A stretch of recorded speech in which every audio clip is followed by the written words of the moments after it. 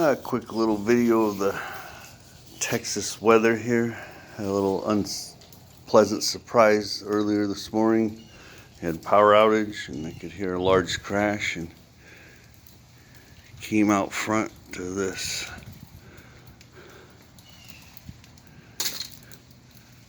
trees down, big old branches. Our cars were parked here in the driveway.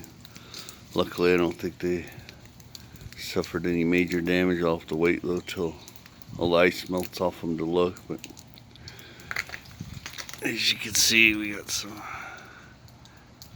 serious ice going on the trees.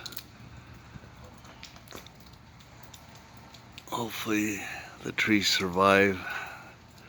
There's a lot of ice on them. It's starting to get a little breezy. I can hear them crackling a little bit.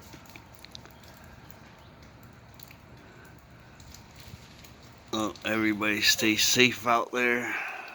Keep collecting, keep stacking, and catch y'all on the next one. Later.